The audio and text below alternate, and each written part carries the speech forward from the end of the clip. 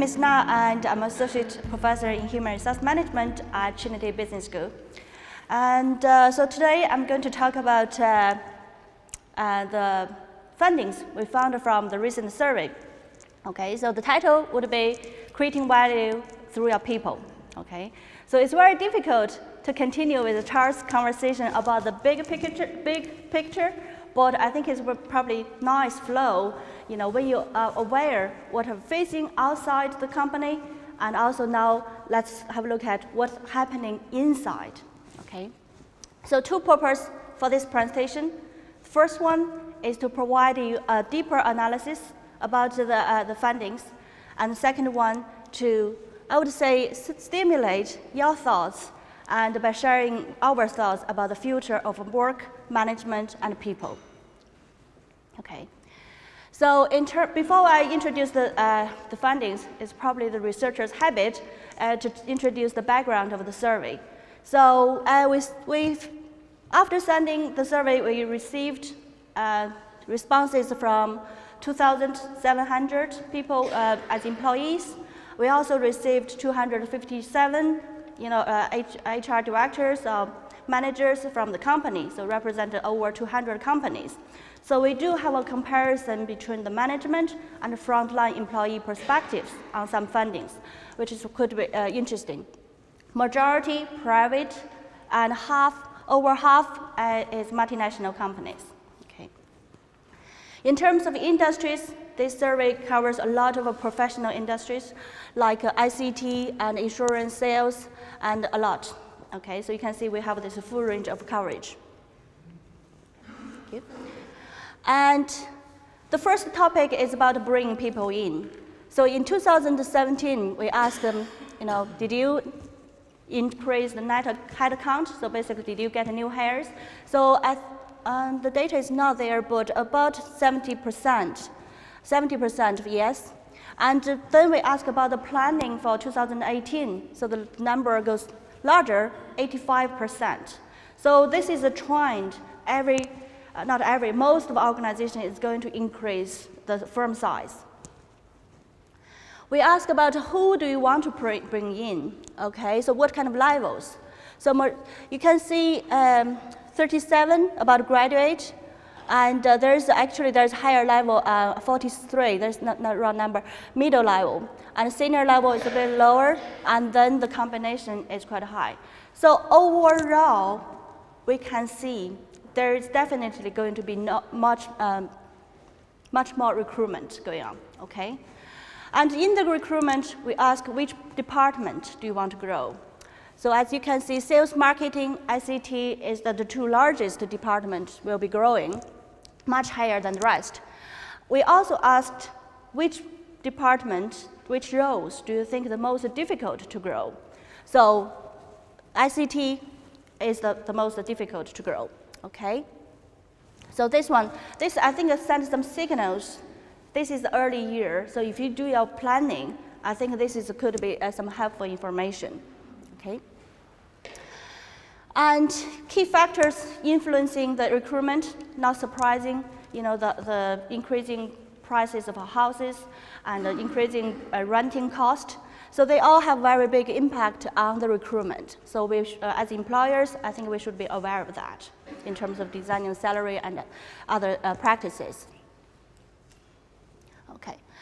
And interestingly, we ask about their attitudes, because in the research, we look at commitment, loyalty.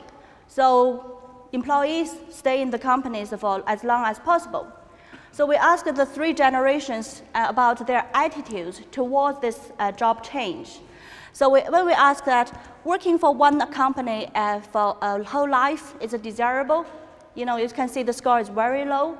Surprisingly, baby boomers, it's lower than the millennials. So because we're always criticizing millennials, okay, they just do job hopping, but actually, not exactly like that from our findings.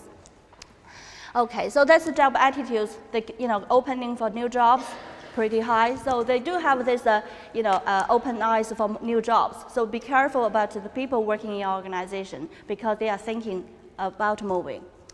When we ask about the reasons moving, both employers and employees, grade on the first factor, the most important factors for moving is about liking of career development. Okay, and then the second factor is the higher pay. So not surprising, but I think the career development is very important for both employers and employees. And after bringing people in and how to motivate them. So we look at 4 factors. One is communication, and then compensation, and then the systematic human resource management practices. And the last one is about the line managers. In terms of communication, we ask about a new concept called relational coordination. So based on 7 aspects, and the score for the respect is high, and frequent, timely, accurate communication, pretty good, positive, and just the shared goals and particular shared responsibility. The question we ask is, if there is some problem coming up, do you blame each other or do you share the responsibilities? So that score is quite low. And in terms of compensation, so because it's a salary survey, we ask about the salary change. And so in 2017, 84% of companies in our study have increased the salary level. So 47% increased less than 3%, and 41% increased between 3 and 5%. And then 12% companies increased more than 5%. Then we ask about 2018. So do you expect increased salaries? So you see the number is even larger. So 89% of companies are going to increase the salary. And half of them say less than 3%, and 41% of companies say between 3 and 5, and the 8% of companies plan to increase more than 5%. So going back to the ICT, plan to grow sales, marketing, plan to grow in ICT, and very difficult to find people to fill in ICT roles. And look at the salary trends. I think there is some information for us. And about paying bonuses, okay, so in 2018, and 79% of companies say they are planning to pay the bonus, to reward staff and to retain the staff. Also, some part of the reason is attracting new staff. And we asked a question about the new Central Bank of Ireland rules. So that one doesn't significantly affect this decision on paying bonuses, okay? And pension. So 72% of companies said they are paying the pension. But when we ask about employees, I said, do you have a private pension? And 52% of them have private pension. So there's a gap, and I haven't figured out why. And so maybe because of the sample is focused on multinational companies. Okay. The next one is about the system of HR practices. So we ask about 10 HR practices in the organizations. So 92%, overall the results are very positive. So 92% companies say equal opportunity, teams, quite a large number on teams, job training, on the job training, and clear demands about the work, performance feedback, and considering employees, their career goals, do provide a career framework, development framework, regular training, and provide employee autonomy, flexible work. So the lowest one, is employer think the work is not flexible enough, and their employee do not have enough autonomy. Okay. So we also ask the same questions to the employees. On the next page, we have this comparison. So the blue one is employers, and the orange one is employees. So you do find actually there are some gaps. Okay, so compared to the 92% of companies, 64% of employees think the opportunities are equal. And the other one interesting is the last two categories, employee autonomy, flexible work. Actually, employees, they think their work is flexible, more than the employees think. And autonomy is the same. I think that they think they have more autonomy than you think. And just the considering employee career goals, 42% of employees think you consider their career goals, and but from your point, 70%. So there's a big gap. Okay, so there's some place need to be developed, and think about the reasons for leaving, and career development is the first reason for leaving. So I think there's some information for you. The other concept we introduced into the survey this year is a new concept called HR system strengths. So this is a concept developed based on the HR practices. So it describes, you have the HR practices. HR system strengths measures if your HR system, practices information has been clearly, consistently delivered to the people, so basically your employees. We ask about the questions to you, and overall, not as positive as HR practices. HR practices over 60% or 70% or 90%. But when we ask the questions, for example, managers implement HR policies properly, 56%. So compared to the practices, I think the message you delivered and to the employees is not as clear, as consistent as expected. Okay, so. And then the next page, we also ask the same questions to employees. How do they perceive the message? So again, you see big gaps on each. So that signals that you have designed very good HR practices, but they haven't been translated to the employees as you want. Okay, so this is the signal. So how could you solve this problem? And the next slide, we have this line managers implementation. Because as HR, as senior management teams, and you couldn't interact with their employees on a daily basis, but the line managers will do most of the HR jobs.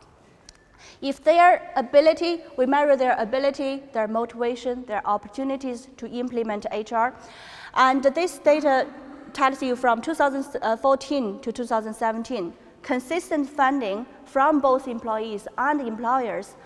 Line managers, the blue line is the lowest, so that's their capability. On the top orange line is their motivation. So they are motivated to do that, but they do not have such capability.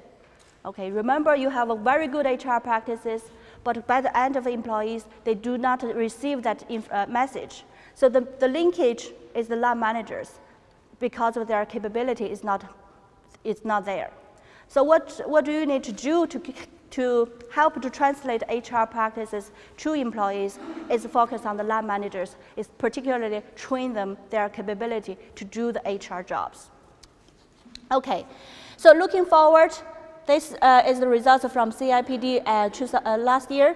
So the organization, we are as HR professionals, and organization, we have to understand the priorities of better organizations. So 2017 and the future, cost management is the key, and then talent management, and then productivity. So considering what my colleague Charles has mentioned about the big environmental changes, social changes, economic changes, and then considering the priority for the organization, and then look at the inside of a human resource management, what you can do to bring everything, bring the value to the table, okay? So under that, understanding the priorities of our organization, and then look at the HR. The next slide shows you, okay, the future, the trends. So majority, the HR has been administrative in the early time. So as time goes by, and then the function expertise, and then you become HR strategy. So we make HR strategy based on business strategy, but by looking forward, actually, we have to take outside in method. But by outside in, we mean that beyond the strategy, so looking at the economic, social changes, and look at the different stakeholders, not only employees, not only inside our senior management teams, but outside, your customers, your potential candidates, and how could you manage the interaction between all of the stakeholders and bring the value to the table, okay? I think that I'm almost at the end of my presentation, and I hope this give you, the deeper analysis about the salary, about the recruitment, about HR practices, about the clear, consistent HR message. And so this one is takeaway for us. Economic change, salary is going to be increased. And so how do you invest and retain your right talent? Organizations do have effective HR practices. I think you would say a big relief. Okay, we do have proper HR practices. And what you need to work on is actually need to build up a more strong HR systems.